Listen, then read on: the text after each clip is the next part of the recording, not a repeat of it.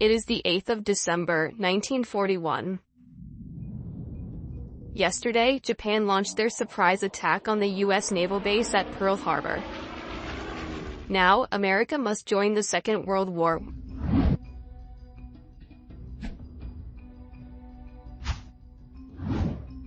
So how come a nation with such a large population has so few forces ready for deployment? This episode of Knowledgeia: how big was the American land army in World War II, and how far did they have to go to support the Allied powers?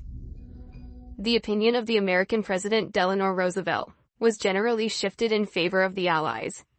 He pushed Congress to make several changes in the years leading up to America joining the war. Among these was the conscription of all healthy men between 21 and 35 years of age into military service. Over 1 million men joined the Army in 1940. Another was the Lend-Lease Agreement, signed in spring of 1941. It allowed Roosevelt to begin shipments of military materials to Britain. Weapons, tanks, clothes, and food were sent across the U-boat-infested waters of the Atlantic Ocean to the Allied powers. It may have seemed like harmless trade, but the Lend-Lease Agreement gave Roosevelt a reason to increase America's own military production. The resulting boost to the U.S. economy helped the U.S. out of the Great Depression and improved morale in the West. In turn, this caused an increase in enlistment rates, which would skyrocket in the next few years. Records from July of 1941 estimate that the American Army had a strength of 174,000 soldiers. If you include the 1.2 million men forcefully drafted into the military, then we can see that the U.S. had about the 17th largest army in the world. The American Army was at its largest in March of 1945, and most recruits went on to serve in the ground forces. Reorganization of America's Army began in 1942. Previously, the Army had been divided into the classical combat arms of infantry, cavalry, and artillery, of which there were two types: field artillery and coast artillery. Instead, these combat arms were combined to form the Army Ground Forces of the U.S. Lieutenant General Leslie J. McNair formed 4 new combat arms: airborne, armor, anti-aircraft, and tank destroyer. These were of more importance than ever before, since the Wehrmacht and Luftwaffe were using modern weapons and vehicles in their blitzkrieg or lightning war tactics. 1942 was a year of aerial desperation. Since the Luftwaffe had gained almost unchallenged superiority in the skies, anti-aircraft weapons were of unmatchable importance. It would remain this way until Allied forces managed to gain more aerial control. This explains a lot about the developments in the American military in the years leading up to America joining the war. Up until then, many infantry divisions had been dormant and were reactivated in pre-war years. In 1940, for example, the 7th, 8th, and 9th Infantry Divisions had to be reformed. Even so, the U.S. military expanded drastically during the war.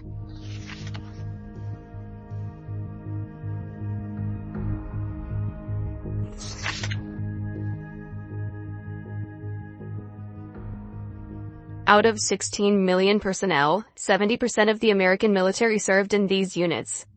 They could act almost entirely independently if needed, meaning they could be responsible for smaller operations and maneuvers. Since the M4 Sherman had just entered production, many tanks were ready for deployment in Europe. But America was still supplying Britain with the flawed M3. The M4 was the second most produced armored vehicle during World War II, and played a crucial role in the armored divisions. Consisting mainly of infantry troops, the U.S. Army was grouped together with the Air Force. The Navy remained a separate section. During the war, the Army Ground Forces, the infantry and armored divisions like we spoke about, numbered about 4,400,000 soldiers, and the Army Services Force supplied these men with engineers, specialists, medics, and military police. By spring of 1942, America was well prepared for war. Certain changes had been made to the equipment of the ground forces, often to make production cheaper and to cut down on shipping costs, since over 90% of enlisted soldiers were engaged in overseas operations. Whilst American troops were being shipped to the European continent, there were numerous fights and island battles in the Pacific theater. From the 8th of December 1941 to the 6th of May 1942, the Japanese carried out their Bataan campaign, attempting to capture an important peninsula in the Philippines. General Douglas MacArthur, commanding the United States Army forces in the Far East, held out for several months. The Japanese and 14th Imperial Army starved and exhausted American and Filipino troops at Bataan, and dominated the area with powerful artillery barrages and naval landings. Eventually MacArthur decided it wasn't worth it, and surrendered to Japan on the 9th of April. America's Marines and Filipino allies had failed to hold on to Bataan. But this wasn't the only loss the United States suffered in the early stages of the war. Just 2 days after Pearl Harbor, the island of Guam had fallen to the Japanese. Meanwhile, Wake Island had to endure the relentless bombing and deployment of Japanese task forces, and American soldiers surrendered on the 23rd of December, 1941.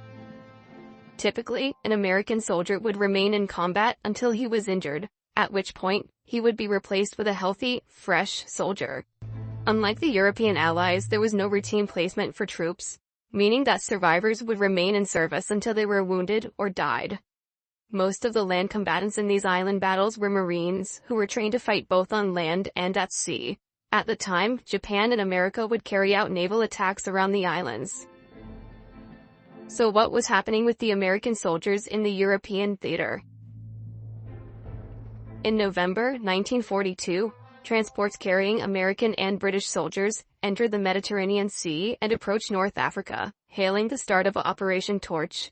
On the 8th, the three-pincer attack began, and the Allies began attacking North African territory, held by Vichy France. There were numerous setbacks due to weather and strong enemy resistance, but the operation ended with the surrender of the region. Although Germany imposed a tight naval blockade in the seas around Europe, USA was still able to transport troops to the front lines. For the first couple of years, ground forces remained mainly European. But as the American troops arrived and began service, the tide gradually turned.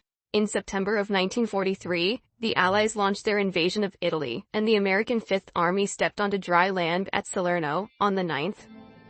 Furthermore, the Germans organized panzer attacks, making it difficult for the American beachhead to connect with the British. Perhaps the most notable example of American participation in World War II was in the 1944 D-Day landings, codenamed Operation Overlord. The Normandy landings saw Allied forces face horrendous mental and physical conditions as they attempted to force their way into the north of the occupied France.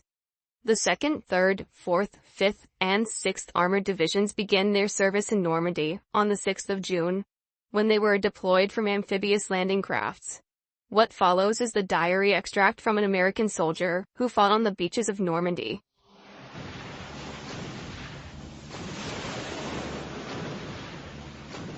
A long line of flares hangs over Cherbourg, where I suppose it is Cherbourg, and a few anti-aircraft tracer shots go up in the air above the immediate front line.